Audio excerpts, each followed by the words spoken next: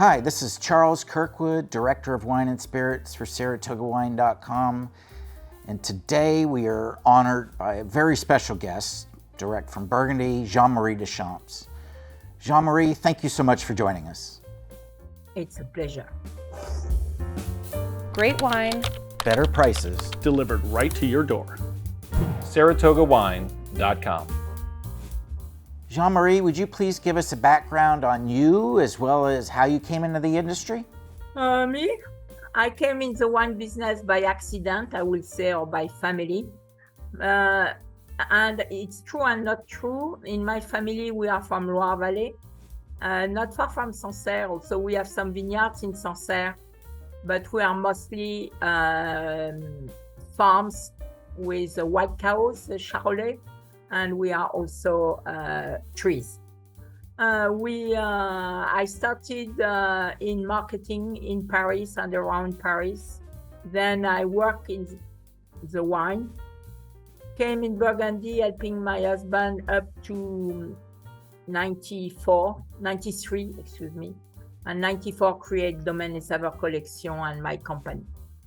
And since this time, I still start to have my white hair. Jeanne Marie, how did you decide to become an exporter? To be honest, I was working within another company and with my husband who hate to fly. And I love to fly. Also, I say, okay, I take America. There is no way you can drive all around. And like that, I did it. And I continue because it's really, I love to sell, to promote, to make training, to share my little piece of earth. How did you come to decide which domain to represent and which domain were they? Well, it was Méocamusé, Château de la Maltroit, Domaine Michel Bouzereau, Domaine Lafouge. I choose them for different reasons. It's because they were passionate, because they were integrating farming and work in vineyards in the process of having good grapes. Obviously, the market for Burgundy has changed drastically since then. Do you have any insights on how it's changed and how you adapted to the change? Well, it's not so easy at this point because Burgundy is still 52-56%, which is Bourgogne Blanc, Bourgogne Rouge, Bourgogne Aligoté, or Bourgogne Passe-tout-Grain, Coteaux Bourguignon. And everybody is focused on village first cru and grand crus.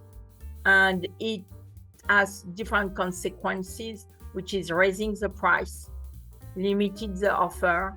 That's the first thing. The second thing is the price of the land, which is exploding and putting the cost of only by local tax, by investment very high right away. And it's not all the time, it's not easy to afford, it's not easy to make money. In addition to that, today, the farming is costly.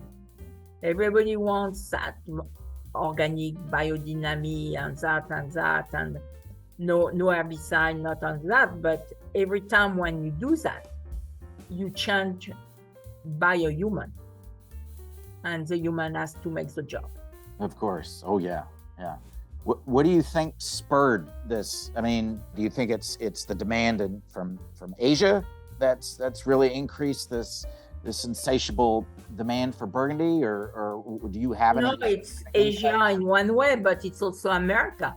In America, you love good wine, you love good things, good everything, and everybody wants them. And the offer is not in dimension with the size of the market. Yeah. Mm-hmm. And it's creating a problem. What do you foresee? How do you see the market changing going forward? I think in our side, and I am not a grower, but you have a lot of challenging, which is degenerescence, which is a problem, which is, of course, the French consumer or French people who live here who don't want this product, who don't want that, who don't want that. You have to spray on that. It's nice, but like I said, every time when you do that, it's costly and change, and the job has to be by a human. Then you have to find new adaptation to this warm weather. You know, we had the extreme. We had 16. We had the frost last year. We had this year this extreme heat, and this year in Burgundy we are lucky because we got rain, thunderstorm, but rain in June, which was a luck. So we will have to adapt that. There is many research. We also try to find new systems which are different, you know, to put chips, to put in the vineyards like that. You don't need to put herbicide and you don't need to do things. You plow, of course, that's very nice to get the picture with the horse going through the slope, and which is great. But it costs €1 per vine. And if you are a Bourgogne, that puts your price high right away before you start. So we have a lot of work to do. Oh, yeah. So obviously the 20s are coming out now. Yes. I mean, the little there is. And, you know, so 19s have been on the market for, you know, about a year or so. How would you compare just a general characteristic, both in climate and style between the two vintages? Obviously, everybody wants these 20s. Yes. Also, 19 for me, it's a very balanced vintage. It's very fruity. It's very friendly. It's very appealing, and you can drink it a little earlier.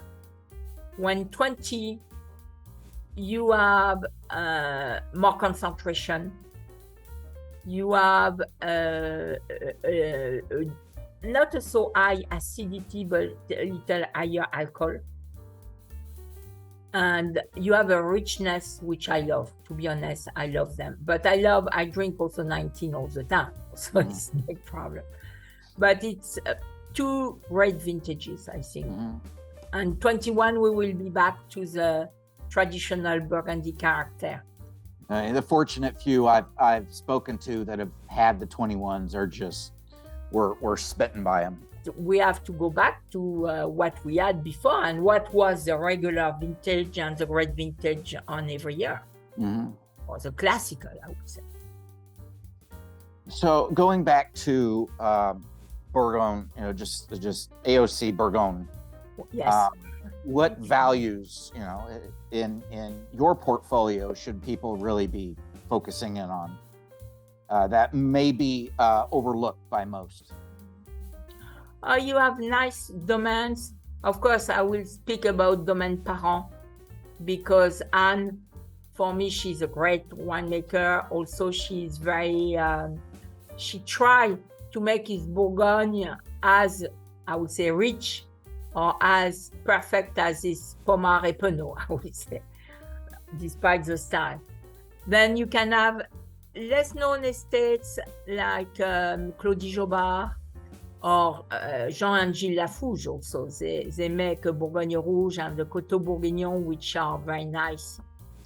You have also, which I think for customers who want to have pleasure and not spend money, you have single vineyards, which are growers who do kind of single vineyards in Bourgogne or in their spots, and which propose to the consumer a good value and also a pleasure, challenging pleasure on their palate. And you have that in Marsanne with Domaine Bar. He makes 7 different Marsanne because he identified the style of wine. For some of them since long time, for some others more recently. And we just introduced a new one already. Then you have also, but you have to be also as consumer, of course, connected to the first cru, Grand Cru village, I imagine. But on Bourgogne, you need to find very good style of wine. You have Château de la Maltroit, Chassagne Montrachet Rouge, and the Bourgogne Rouge coming just below. And it's make a nice wine with spicy, with saltiness, because you are in Chassagne. Mm-hmm. Or you can have a nice Bourgogne Blanc from Michel Bouzereau, from the low part of Meursault. And you can have the Bourgogne Rouge from La Marche, which is Nicole. She associates her 5 teeny single vineyards from Bourgogne. There, different style because she wants the fruit and not the power. Then you can have Dominique Gallois. Dominique is in Gevrey, he wants nice wines, but he makes a great Bourgogne Rouge from different vineyards from the area. You have at the extreme, I would say, Stéphane Magnin, a very teeny domain of 12 acres, and he make a Côte Bourgogne, but especially a Coteau Bourguignon in 2 styles, which is the old Bourgogne passe tout grain from him, but he make one which is 100 cuvée, 100% Pinot Noir, 100% Pinot Noir, and the other one which is a little more, which is classical with Gamay and Pinot Noir, but coming 100% from the low part of Moret Saint-Denis, which means you get this deepness, earthy character of Moret in a certain way. What you have, all of them have something you can find. Michelot, Elodie Michelot, and their vineyards of Bourgogne, she owns 2, which are in Nuit Saint-Georges, South Part. So, and that can, it's not a village, it's not a first cru, and I agree with you on that. But it gives you a personality of the subsoil at lower price. Mm-hmm. So, what makes you feel inspired, and what gives you hope for the future? All this research, all this challenge, and to open the mind of everybody. We are not like that. It's like that. Yes, we start from the monks, but we are in 2022, mm-hmm. and that's important. So that makes me still running, and people like you. Mm-hmm. You know, you are there. You make a Zoom in the middle of the morning, and why not? Mm-hmm. It's important.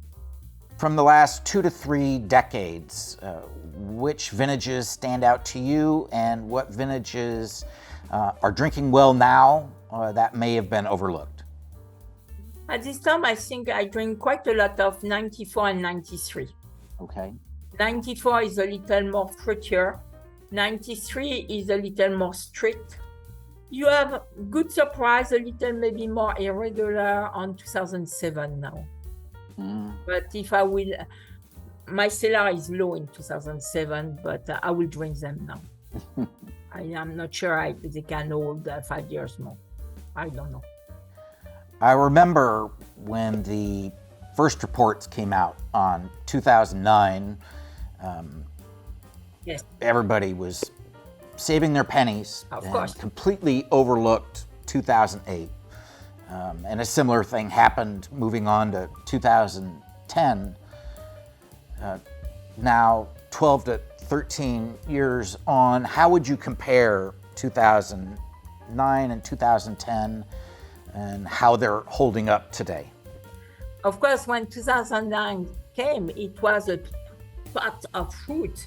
You know, you are red fruit, all kind of red fruit, you know, it's like now when you eat them, it's just superb. It's, and I understand that, and it's a very balanced vintage. I'm assuming based on your answer that the 10s are showing more promise than the 09s going forward? 09s, to be honest, I drink a lot, Okay. which means I don't have a lot of choices now. 10, because they need a little more time because of the tannins on the back. I still have some. What suggestions would you give if you could give one piece of advice to someone interested in getting into the industry?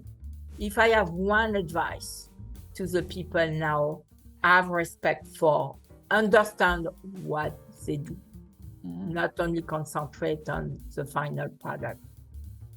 When they come here, they are not coming to drink. Well, this has been amazing. Thank you so much, Jeanne Marie.